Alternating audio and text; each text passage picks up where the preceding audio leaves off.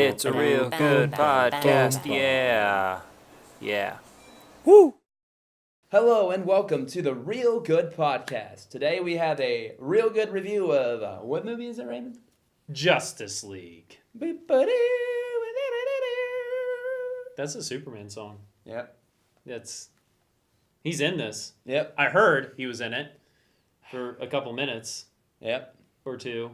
Anyway, we're not talking about negatives. Let's talk about this movie that definitely did happen.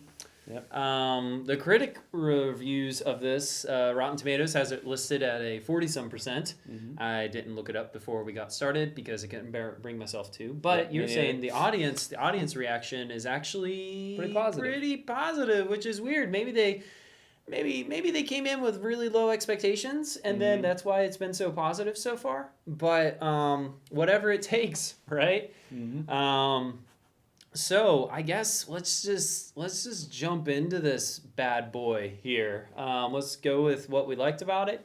Then we're going to talk about what we didn't really like, and then we'll finish up with your final thoughts and overall score. You want to jump with your positives first? Mine's a really short list, so let's go on ahead and All just right. let you. All right. Well, I know this sounds like a repeated thing, but it's a good thing. Repeated thing once again in the DCEU. They've had their problems, but I think one thing, for the most part, they've been really good at is in their casting.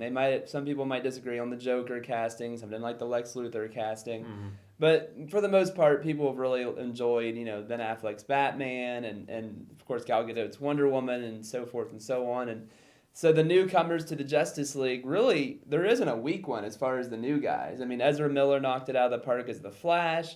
I'm super pumped for an Aquaman movie. Yeah, Who ever thought they would have said that? You would have been beat up for that a Yeah. while back for saying something like that. I really have to look at what else was coming I out. want to ask you about this. Just sorry for interrupting. Yeah. In the middle of this. So you're talking about you really liked Ezra Miller as the Flash. Yeah. And I know there's a lot of people that had that same reaction. It seemed like in the reviews, everybody seems to love the majority of the people and their interactions with each other and all of that, and we'll see if you agree. But you love the Flash TV show, Right. and coming into this movie, a lot of people. I don't watch like any of the DC TV shows. Yeah. I love Supergirl, but you heard a lot of people complaining that Ezra Miller was cast and not the guy from the TV show. Yeah. So did that hamper your viewing experience? Did No. you ever wish the other guy was there, or what do you think? I feel like he might have been good if he wasn't already in a show. Like, I feel like he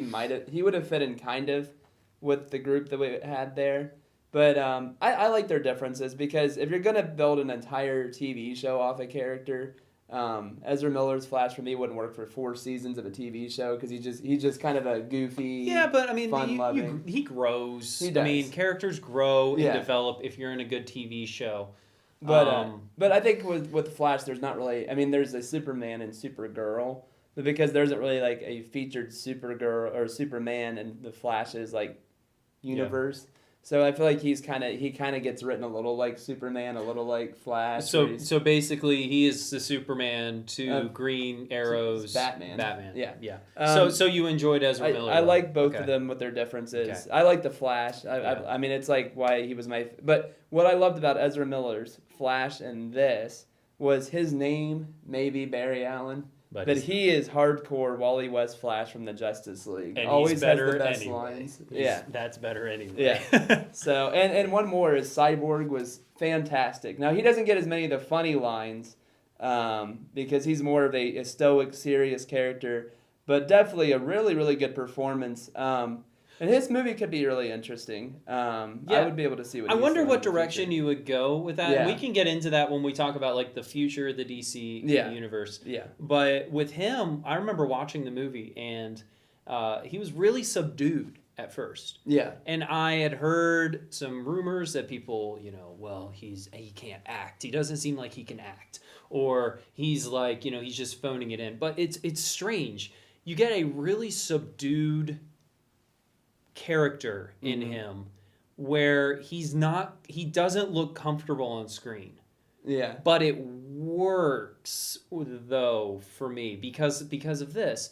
the character isn't comfortable with himself. Yeah. He's That's a true. freaking robot. Yeah. And so I felt also like CGI stuff with him. I thought it was fine. I thought it was great. I don't know if people are complaining about that. I mean, you have the right to. It's the United States of America or whatever country you live in. But my guess is you have some rights, and you probably have the right to be wrong. Yeah.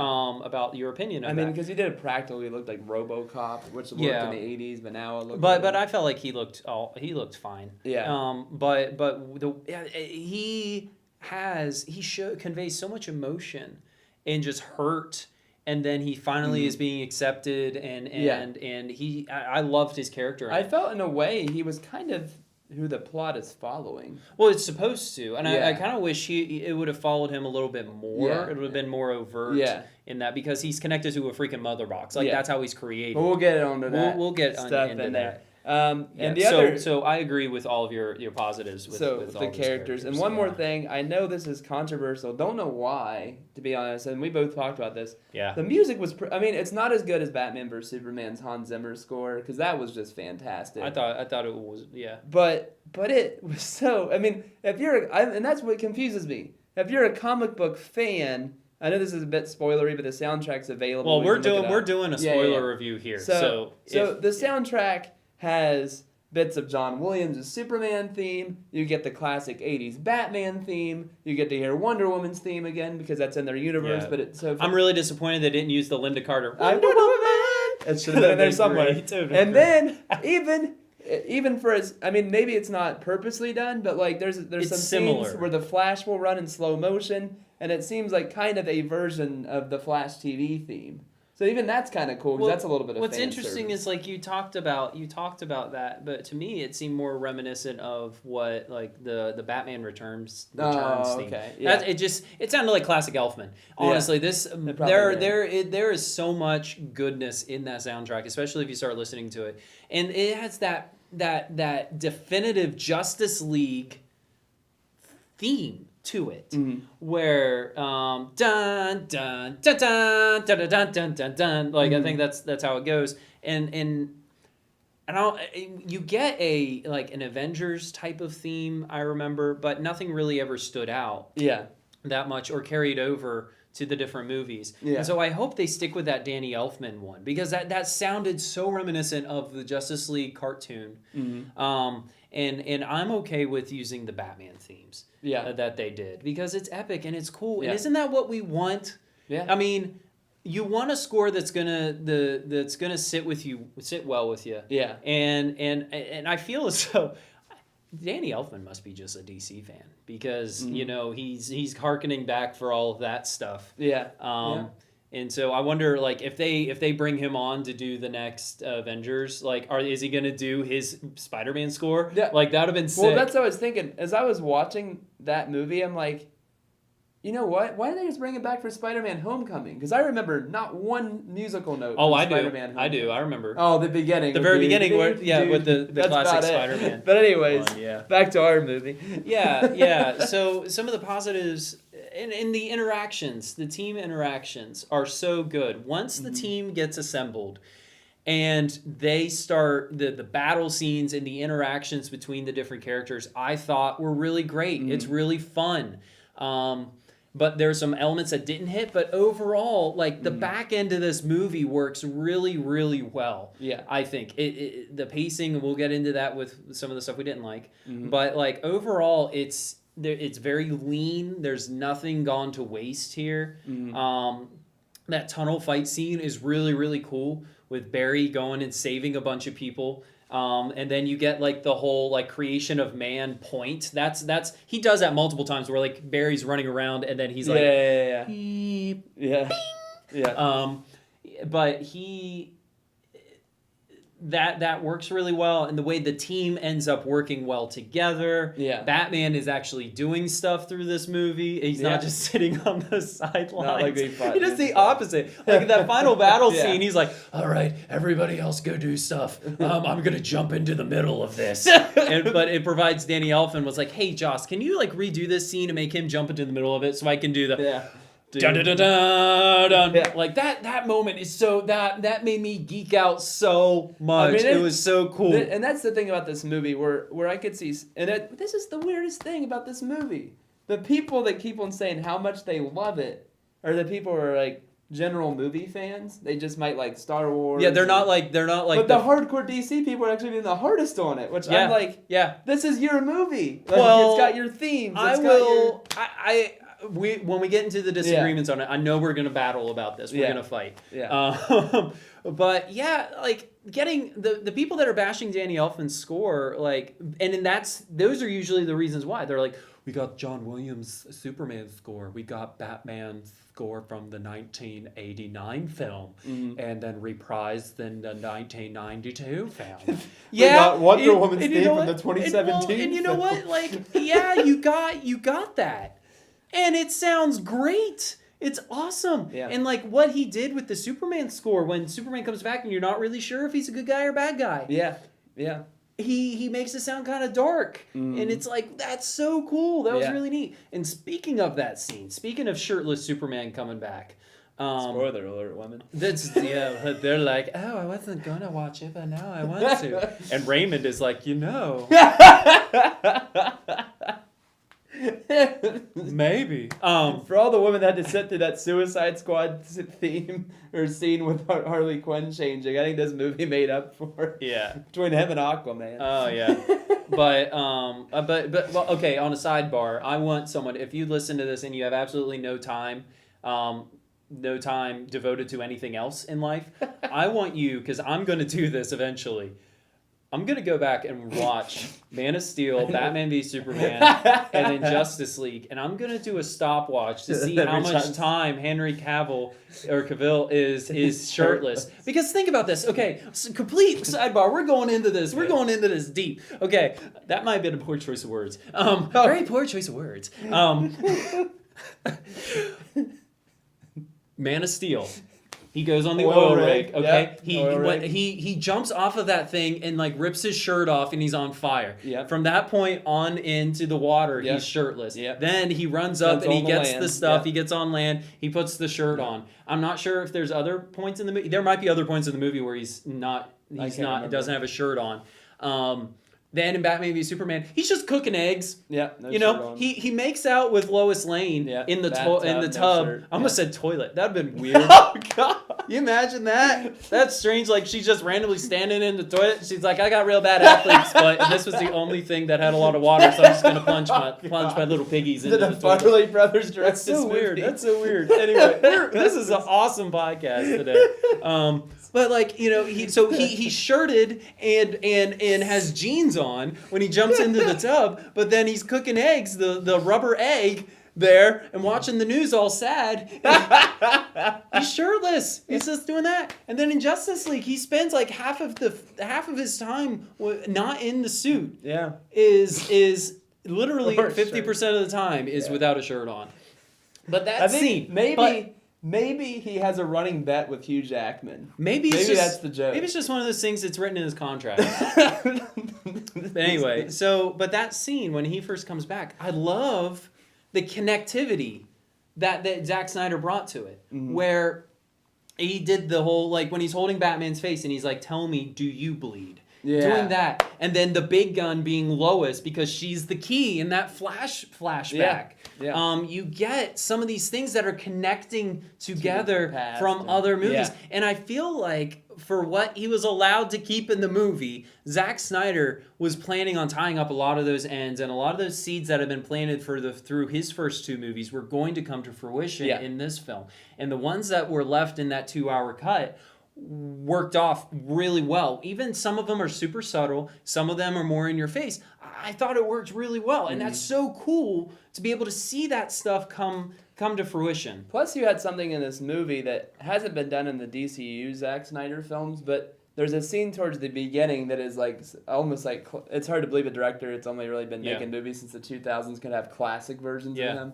But like, So there's a sequence where it's showing how, like the theme of these movies is Superman's been gone. He's dead. Yeah. And they do this whole thing that shows the world's reaction to it. the Dark opening and titles. Dour. Yeah. Yeah. That's very classic Zack Snyder. Very much like if you've ever seen the zombie one. Dawn of the Dead. Yeah, it Dawn reminded of me the a Dead. lot of that one. And then you get had Watchmen one. has the really cool opening, where Yeah. Batman is in that one. Yeah, That's true. That was really awesome. So and I then like just some of the imagery that are just like classic comic book panels, like the Batman zooming around. Oh yeah. Like that's reminiscent of we have it up on the wall, that the Detective Comics. It might have been, I think it was the first one he was in. That's very classic him. Oh yeah. Holding that. And then we got to talk about that opening scene. Well, supposedly it was going to be the opening scene. There was a report came out like a year ago where somebody said that there's like a prologue to Justice League where they show the mother boxes and everything, and it's that flashback that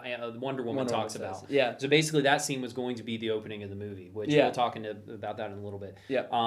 But that whole sequence is a win. Oh my word! If you're a DC fan, you got Zeus / because some people we need to like go watch the movie again and ask them to pause it on that moment to see. I swear it's Shazam. It might be Shazam. It but might I could be wrong. I don't know. either Zeus or Shazam being there throwing thunderbolts. You got Amazons coming in. Yeah. You have Green Atlanteans. Lantern. You have the Green freaking Lantern. Not coming. Ryan Reynolds, which I was but disappointed. like you're wondering, and you're watching this and it's like, okay, yeah, this is really cool. Look at all these ancient warriors, and all of a sudden this green hand is like, excuse me, my turn, the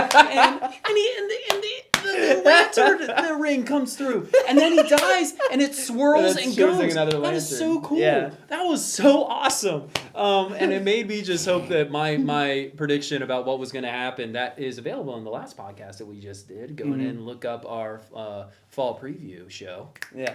Shameless plug. About that happening at the end, where Green Lantern shows up. It set it up perfectly to do that. It was like Zack Snyder and Joss Whedon watched our podcast and had heard me talk, and they were like, you know what we're going to do? We're going to tease the crap out of this guy and not bring him in. But it's fine. And then, the action was fun. The action was great. A lot of the character interactions were fun. And overall, it was that second half of the movie was really, really super entertaining. Mm-hmm. Yeah. But there are negatives. Oh my word. I'll let you lead off and then I'll follow. All right. Well, last time I talked about my grand movie journal, and I got my movie journal this time, and I started writing these things. One of the things I wrote in big capital letters, and you can see right there, green screen, hello. Holy crap. Could they have made a more fake movie? Like, I love the Uncharted video games. That video game looks more real than Justice League half the time. Yeah. When they're on Themyscira, that's all like a green screen. And it looks terrible. It looks worse than the green screen that was in Wonder Woman, which was great. Why don't they just take the rendered sets and bring them over? Yeah. A lot of the backgrounds and things, and with the mustache stuff with Superman, it's not that distracting. If you're looking for it and you want to critique it, fine. That's whatever. But like the opening scene with the iPhone footage and stuff, you could kind of tell it was there a little bit. But and if you're looking for it, you'll see it. But it's not that huge of a deal. And I think in a movie that had better backdrops, it would have been better. But what it is all that Joss Whedon footage that was reshot. Yeah.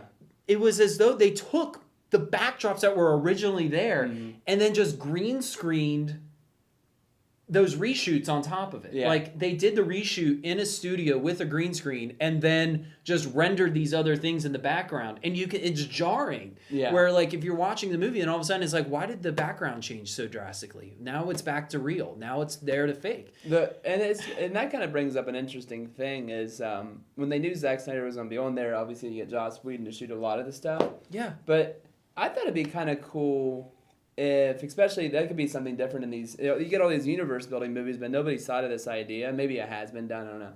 But like, why doesn't Patty Jenkins just shoot just that scene of them on Themyscira? Yeah. Why didn't she do that? Yeah.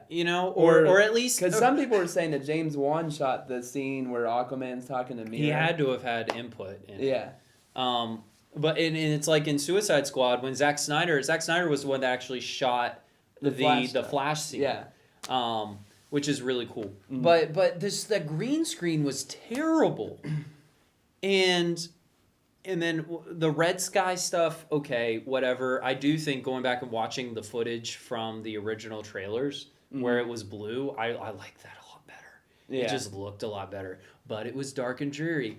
And like I think the big things with this movie that were fails were that the 2-hour runtime mandate. Yeah, it's that definitely was- not a 2-hour that movie. hurt the movie. That is Yeah. not. It is not a 2-hour movie. It's like how I was telling you is, and I'm a comic book fan, but I know more of the mainliners. We haven't really read the comics. Yeah, But so we're fans of like the cartoons and if stuff. if you're somebody from my generation, which is Yeah. millennials, you knew Cyborg mostly from like the Teen Titans Yeah. shows, and so if that's all you knew about him, there's a lot that he has to do with the mother boxes, that he kind of has to do with the plot of the movie. Yeah. That is kind of confusing, and they explain it, but it's not very like You don't get a lot of explained time well. with it. Yeah.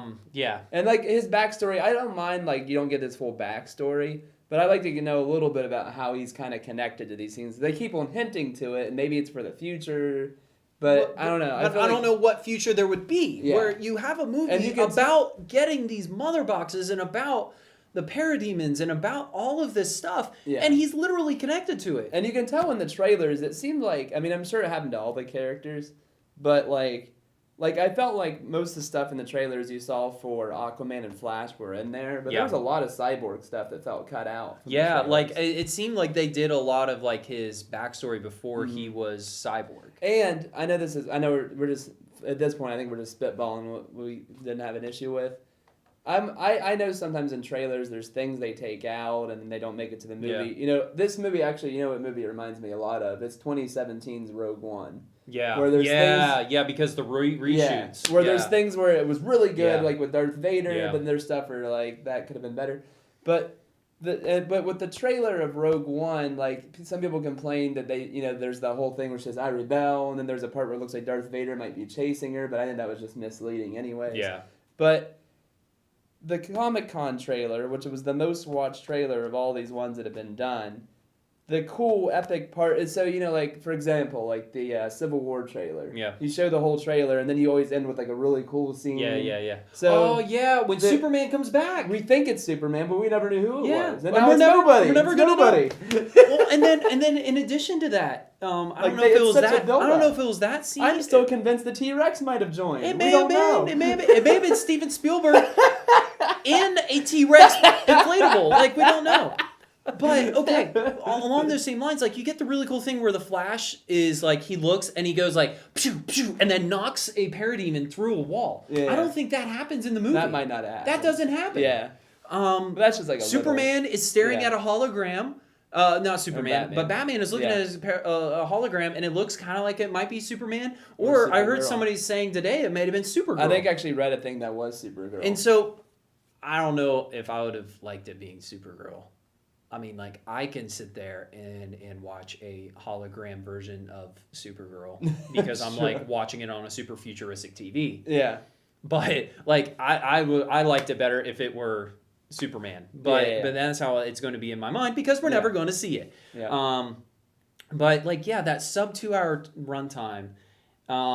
And then like and- there's and the then- stuff of What was it? there's the little bit. I think they show stuff of like him playing football. Cyborg. Yeah, and then you get like a lot of like the intro to that one big trailer is Superman, is Batman riding the horse and like Yeah, camping he's out and looking for stuff. Aquaman. When looking for Yeah. Aquaman, you don't get any He's of just that. there. We don't get a lot of time to flesh a lot of stuff out. Yeah. And I wish in like at the very beginning of the movie, Batman somehow has magically found out that these parademons have arrived and that he's hunting them down now. Mm-hmm. How did that happen? How long has he been hunting them down? Yeah. Why don't we know about that? Why don't we get any context Yeah. to that? So there are a lot of confusing things. And then the humor is fine. I'm okay with humor being in movies, but it needs to be natural to the people. One of the key things when it comes to screenwriting is you need to write your characters the way that they would actually talk. You need to write your characters to be their own characters. And the issue with this movie is some of these characters are joking around like they're not certain characters. Cough, cough, Batman. Making weird jokes when he's laying on the ground. He's like, yeah, that's something definitely. Yeah. Batman wouldn't say Lego that. Batman. Batman would say that, but not this Ben Affleck Batman. He is the most money making That's Batman not- recently. That's not the way Batman actually talks. Yeah. And I'm okay with some of the humor being in there. And this all, for me, goes back to Joss Whedon being involved in the movie. Yeah. I am sad that we are never going to get the Zack Snyder cut of this movie. We are never going to get it. Yeah. Because there are a lot of jokes that people call attention to in this movie as being good, being like, see what Joss did there? But those were Zack Snyder. Yeah. The lasso of truth as Aquaman is sitting on it and he's rambling about all of the stuff that he thinks is true of everybody. Yeah. That was a Zack Snyder scene. Yeah. A lot of this and like some of the epic scenes in this, those are Zack Snyder things. We're not going to get that. Yeah. And a lot of the reshoots brought in, some of the stuff works, but like, I wonder what version of Superman coming back we were going to have. Yeah. Were we actually going to get the Superman Returns thing where, like, not the movie Superman Returns, but like the Death of Superman thing, where Superman's body doesn't have to be robbed by grave robbers? Even though that's a really cool interaction between Cyborg and Flash, they're digging up the body of Superman. How'd they lift it out of there? What are they doing? I've always questioned. I don't know, but why is that an okay thing? Why that is not natural to any of this that's going on.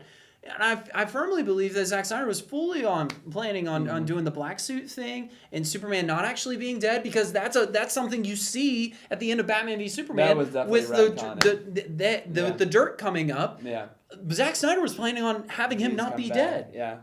I bet they dig up the body, or they have a scene where I was waiting for that. I was waiting for them to open the coffin and not be there. Yeah, that's what I was. And so yeah, they have dropped hints at a lot of this stuff, and this goes back to what I was saying with the positives, where the stuff where Zack Snyder was allowed to have payoffs for what he had set up earlier were great, and there's a lot of stuff we're never going to get a payoff for, and it sucks and it's terrible, just like that. Where we don't get the big Superman returning in glorious fashion. And here's the Superman, the big reveal of him being back to life. You know what it is? Forever and always, we're going to know it as Superman coming back out with a pair of dress slacks on and no shirt, hovering above everybody, looking like he's ticked because he just woke up from a Sunday afternoon nap. That's what it looks like. And here's the thing. So Zack Snyder had this big giant version of probably going to bring him back slowly, and you get your Superman moment, whatever, and then you get that. So I'm thinking, okay, so if you're going to try to cut down on the movie, where's a happy medium? I'm just here thinking about it. So this is a spoiler review. So this kind of ties into the second additional bonus scene at the end. So it's setting up for Legion of Doom, which is awesome. I'm so happy. And so it shows that Lex was broken out by Deathstroke. We don't know where the timeline of this happened. Yeah. So what if it kind of hints at it, but we're trying to figure out, like, what if they hint that somehow Lex is free, but it's just something you hint at, but you don't really think about it. Okay, so let's say they decide, okay, we were going to go with this big, we're going to do this dramatic, Superman comes back, but we're going to cut down the movie. So, but what's something we can do that the audience doesn't feel cheated, Yeah. What if they dig him out, right? They open up the coffin. He isn't there. And then somehow that's a plot line of Superman's body was taken by Deathstroke, ordered by Lex to put in his lab so he could test on Superman when he gets out, like he was testing on Zod. So you get a super awesome Justice League scene of them having to go into like this big. That's interesting. And then but you don't get Deathstroke in there. You're trying to figure out how it happened, but you don't really know. So they have to go into this big like government facility, and they're trying to break out Superman. Then they wake him up. Then he has the confusion, you know, and then you get the same ending where the big gun's Lois. That would have been better. That would have been better than them just digging the body up and then using a mother box for something that mother boxes have never been used for before. They're like, well, what ticks me off is, we learned in Batman v Superman that like bringing something into that chamber and bringing it back to life is not a very good thing. And Wonder Woman talks about it. And it's like Wonder Woman is the voice of reason in that entire scene when Batman's like, we got to do whatever we can. And she's like, but we just fought this thing that we just put in there. Mm-hmm.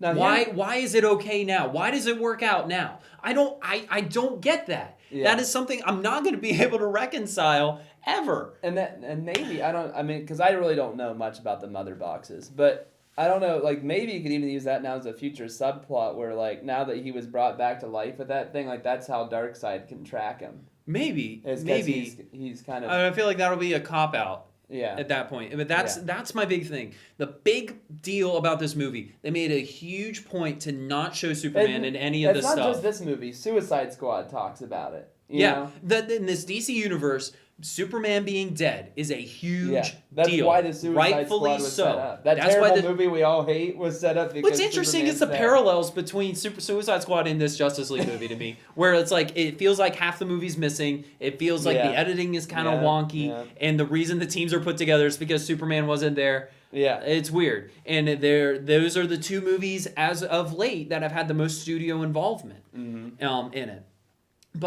But you look at this movie and they make such a big deal about this, but then the payoff isn't there. Yeah. It's not the big monumental thing that we were all hoping and praying and were kind of promised was going to happen. And I feel as though you probably would have gotten that with Zack Snyder's. Yeah. But Kevin Tsujihara saying, look, we can't have an over 2-hour movie. And that's the shame about sports and movies and everything and business in general. Money. It's all about money, but like and then it doesn't pay off. It didn't. So, and here's the thing, like, that's what stinks about, like, 'cause I'm a Browns fan, right? So we have all these issues with everything on the team. And who's the one guy we can't get rid of? The guy that's at the top of the team that's making all the bad decisions. So, like, I don't know much about Kevin Tsujihara. Maybe he does good stuff with Harry Potter. But everything he's done with the DC stuff has been Well, and I wonder how decisions. hands-on he is with anything else. I don't know. He seems like he was the guy that okayed the DCEU when they were trying to figure out where they were going to go with it. And remember, Kevin Tsujihara comes out with, okay, so we're going to do these movies. And he lists basically the ones we have, plus Aquaman, Man of Steel 2, and Green Lantern or Cyborg or something. So he was the guy that kind of launched it, which was neat. But, like, because I didn't realize this either. I was reading a thing earlier that he wanted to take out the best sequence of Wonder Woman. Yeah, the trenches scene. Yeah. But why would you take that part out? Yeah, the No Man's Land scene. And that's a huge deal. And what that is, that's the big, like, the Wonder Woman reveal. Scene. That's the cover of Wonder Woman. That is the big deal. That's the big scene. I mean, because... And it's like, and that's the thing that's missing from this Justice League movie. Where you could have had the black suit Superman shows up, and there's this big reveal of who's that showing up, and it's Superman in the really cool black suit. I just really wanted the black suit Superman. Honestly... I'm just thinking about Wonder Woman. If you take that movie out of Wonder Woman, it's kind of a boring movie. Yeah. I mean, because it's just a fight scene at the beginning with the Amazonians versus the German soldiers, and then at the end, it's her versus. And you Ares. need that, but that's, and it's no fault. I don't want to yell at Joss Whedon, but I will a little bit more. This movie also proved what we talked about in the Wonder Woman review. Of the male gaze behind the camera. I'll touch on this very quickly, and then we'll go to anything that we missed sad-wise, and then we'll finish this up.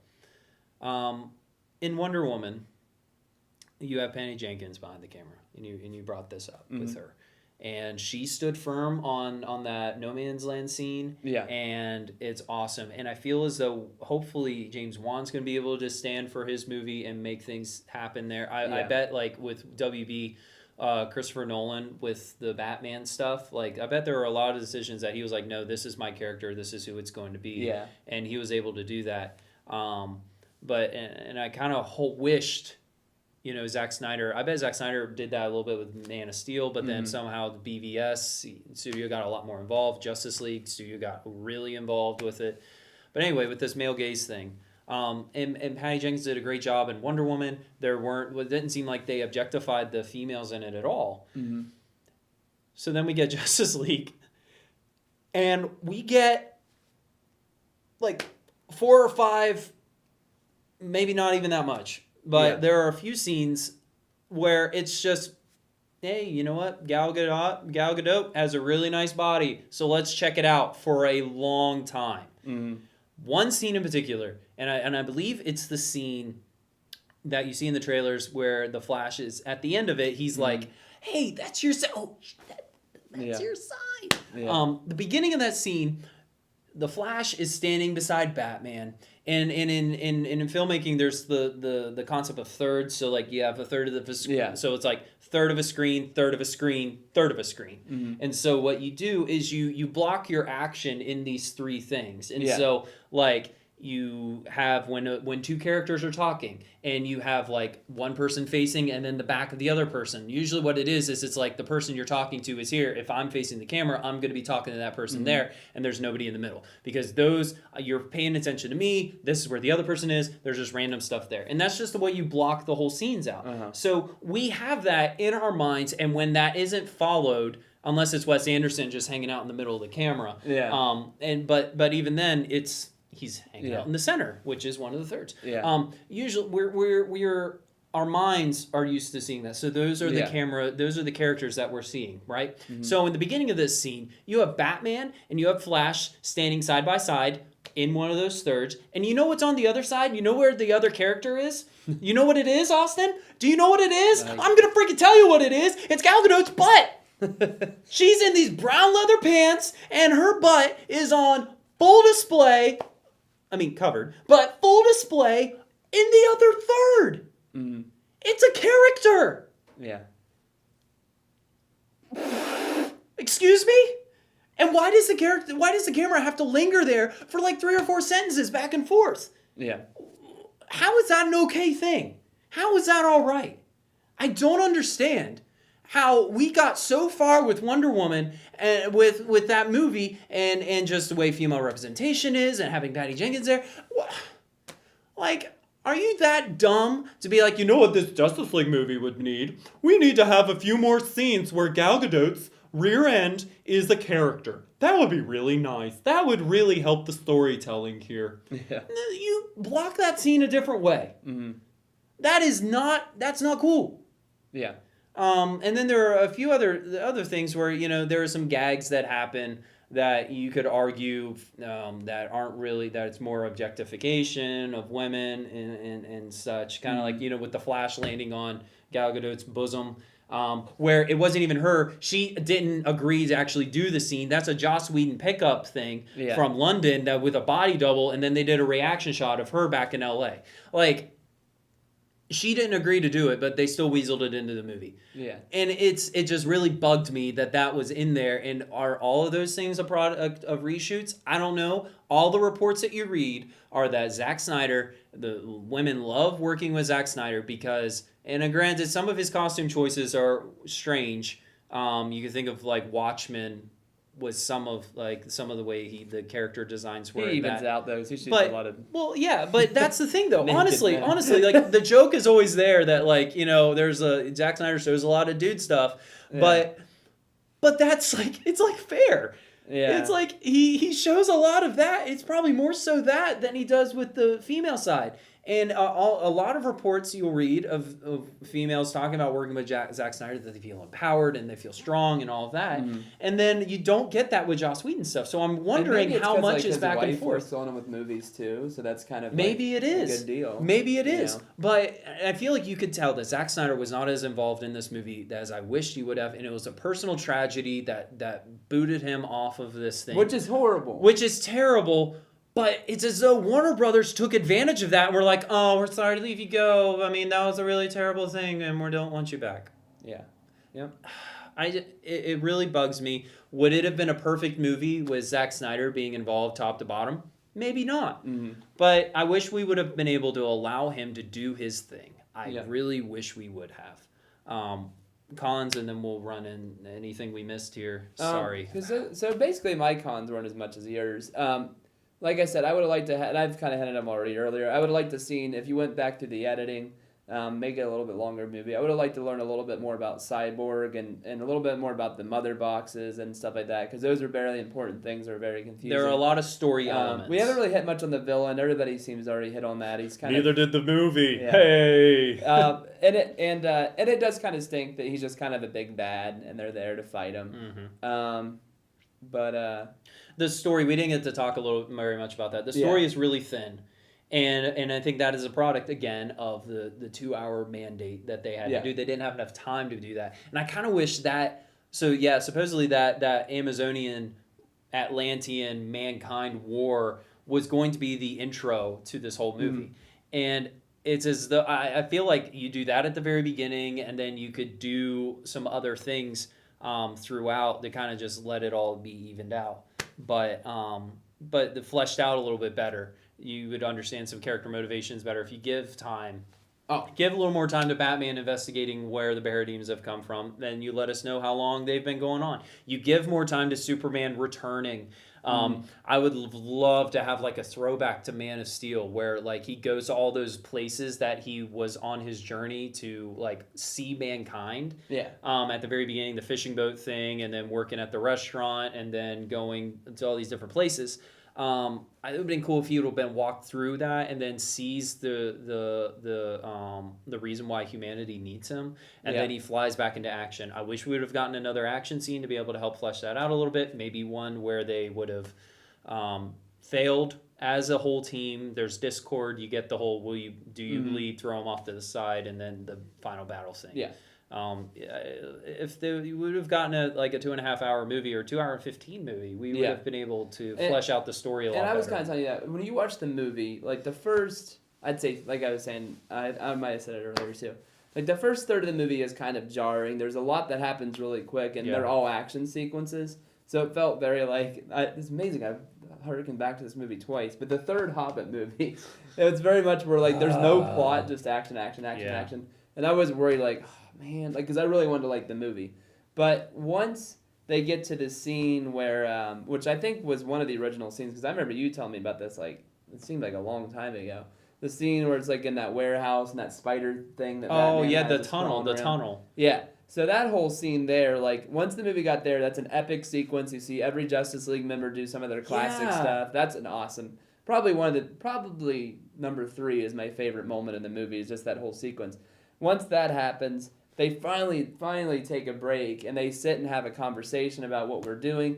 And for what it's all worth, it's good when I hate when people make it obvious that they're doing something that's been complained about. So, like, the example was Avengers Age of Ultron. Seemed like they literally made a whole sequence based off the fact that in Man of Steel, everybody complains that Superman doesn't save anybody. So the whole scene is we have to save everybody. We have to make sure everyone is evacuated from this place. But the one complaint about Batman vs. Superman where people hit at, which I'm glad it shows that they are listening sometimes, and that I think that was more Zack Snyder than the studio, but, like, some people did complain that Batman vs. Superman, they fight without really kind of having a conversation or anything, which was always cool about the animated one. It seems like they talk it all out. So it was nice that, like Flash is like, I'm in. And then, Aquaman originally wasn't going to join the team, but because of, Atlantis was threatened, he joins. But so it seems like they kind of joined pretty quickly, which, is opposite of Avengers. There was some abrasiveness to join, and then they joined at the end. This one was the opposite. They joined at the beginning.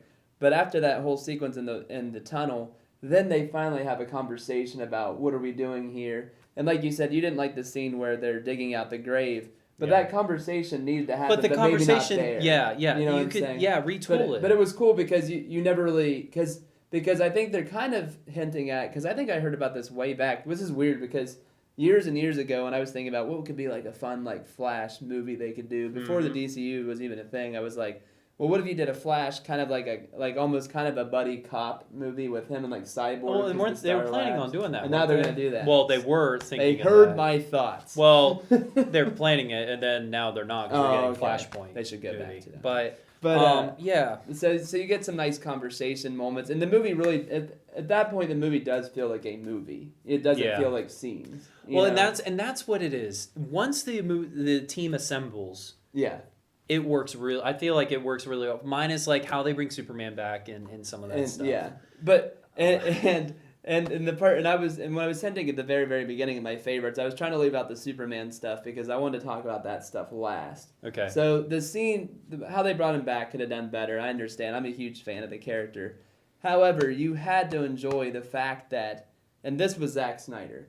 Everybody's complained since 2013. That this is a depressing Superman. This is a dark and dour Superman. He doesn't get the character. He had that plan from the beginning. I'm convinced that the first movie is his origin. This is his Luke Skywalker story. Who is he? He doesn't know. Mm-hmm. He becomes Superman. Second movie is everybody hates Superman because they don't know how to react to a giant alien because he's the same race of people that destroyed. Which is interesting because that's almost like what Pa Kent says. The humanity is not ready for you. Yeah. And then he reveals himself in the second movie. They don't know how to handle him. And that causes his confusion again. But then once he dies, then the world realizes this was a pretty good place when Superman was here. And then he comes back, and finally, for everybody that's complained, and granted, I've liked all steps of Superman, but this was my favorite as well. You finally get your classic kind of Christopher Reeves, the happy Superman that laughs at times and comes in and says a heroic Superman statement. I wonder. He saves people when he lifts a building Yeah. and saves a bunch of people. I wonder He how much of races that. Flash. I wonder. You know what I mean? Yeah, Like, I wonder how much of that was Zack Snyder and how much of it was Joss.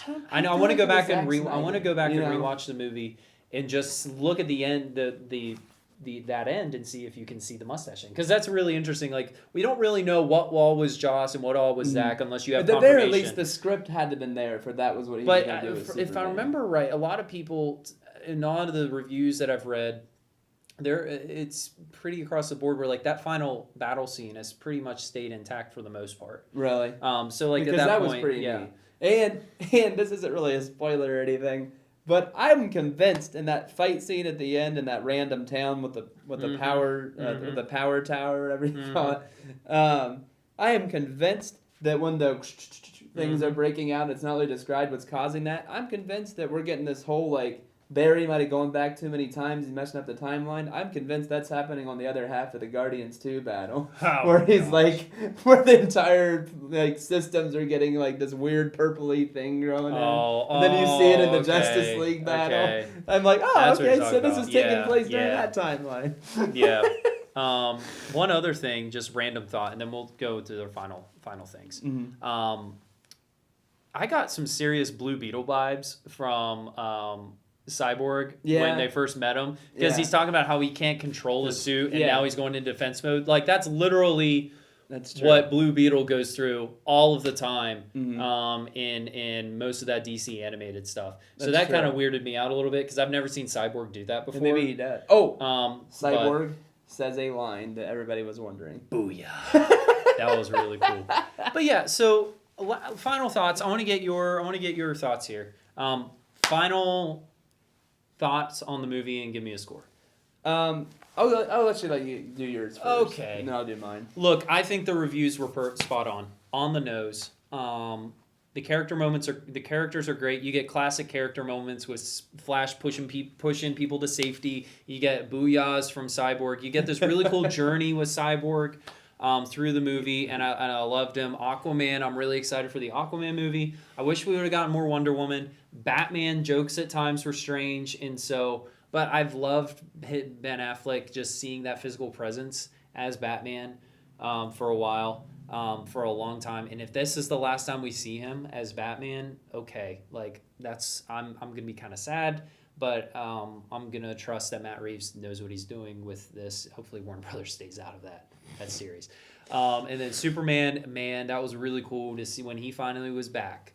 I hated how they brought him back, but once he was back, it was really cool. The green screen sucked. The story sucked.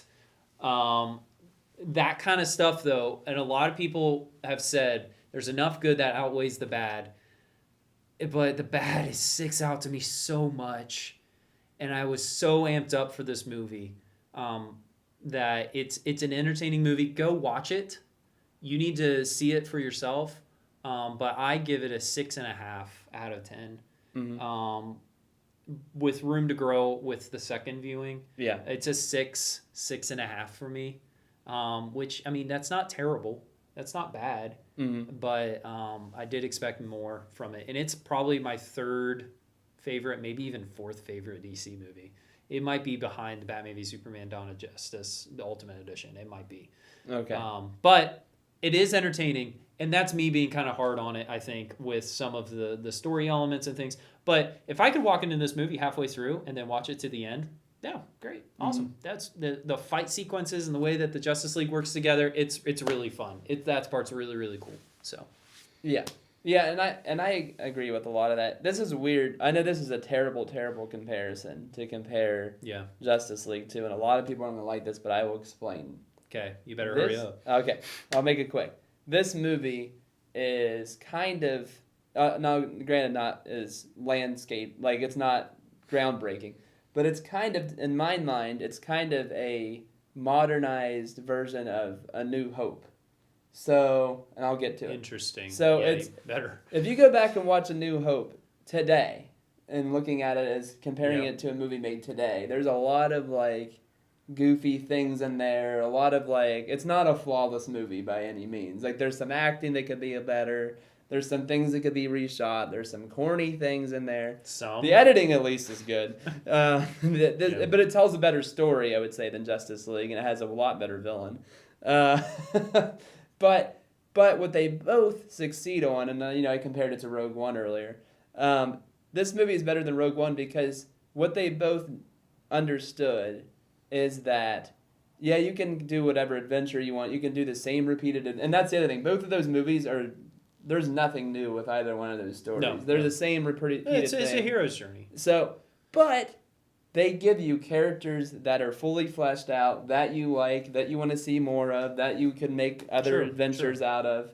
And that's what you get and that's what Justice League did. And we were talking about this earlier. This is the kind of a good and it's kind of a Dr. Jekyll thing with the cinematic universe movies, is that you don't get, and with all these cinematic movies, even the good ones like Thor 3, which we were talking about a few weeks ago, even that one still has to do the thing where you have to throw in Doctor Strange, which is cool, but it kind of, you have to build towards the next movies.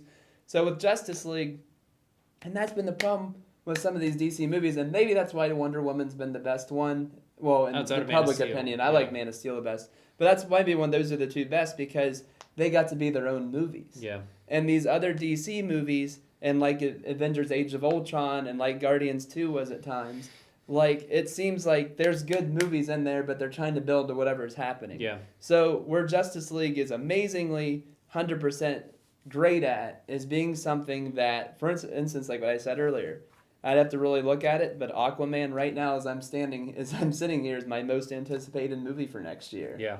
I want to see. Flashpoint was whatever. I don't know if I'm ready for that yet. I know we have different opinions. Well, it's not even coming out next year, so you got a couple years to get ready. But I want to see where these guys go next. Yeah. And they succeeded 100% on where I don't want. But what they missed on is I want to see them have an epic adventure. That's what was so good about Justice League. Yeah. The show. Yeah. And it was so good. The only thing I think they missed on for me, the editing could have been better, but they made up for it with the second half of being so amazing. But what could have been better is we talked about it a little bit, is like, I get that Steppenwolf is a big bad that you're going up against, but and I get you needed a big bad to go up against. I didn't want Darkseid yet because we got to build to that. But DC has so many good characters that they could have fought. Yeah. And I know they were trying to do connecting to all these other things, and that's the problem with the future stuff. If it's not building to a future universe, have them fight Brainiac. Have them fight, somebody better than Steppenwolf. Yeah. Or make Steppenwolf just fully fledged. So what's your score? So it's weird. So as a comic book movie, superhero movie, to me it's probably like a 9 out of 10. Wow. Yeah. But it just as a movie on its own, where like if you just saw that movie without a universe in it, it's probably like a 6. So if I'm going to combine those two scores together, 9 plus 6, 15 divided by 2, probably like a 7.5. Well, that's pretty good though. So are you going to be checking out Batman v Superman? Justice League. Hopefully you've already checked that out. Are you going to be checking out Justice League? What do you think of it? Make sure you let us know what you think of that. But do go see this movie. Really definitely. Super low box office total, which is really strange. And we will say, I know, and you probably picked this up, this is definitely one you want to see in the theater. It deserves a big screen. Yeah. So make sure you go and watch this movie and let us know what you think. So, where can people find you? I'm on Facebook and Twitter, and probably next to you if you're my neighbor. So. Yeah. AD James 24, right? Yep. Okay. At official R. Morris. Make sure you follow all of the Red Turbo Jacket production sites to be able to figure out where we are. Just search it on Instagram, Twitter, Facebook. We'll be posting this, and you can check out all the other goodies that we have on there as well. Really excited about some podcasts that are going to be dropping in December. Not ready to tell you about what those are, but we're going to have some really fun things with the return of the cinematic openings that we're going to do. That'll take a little bit of work, but we're really excited about some of those shorts. So make sure you subscribe to YouTube. We're on iTunes. Check all that out. And that's I think that's all the housekeeping stuff, right? Yep. So for the Red Turbo Jacket Productions podcast, the Real Good Podcast, I'm Raymond Morris. And I'm Austin James. We'll see you next time. It's a real good podcast, yeah. Yeah. Woo!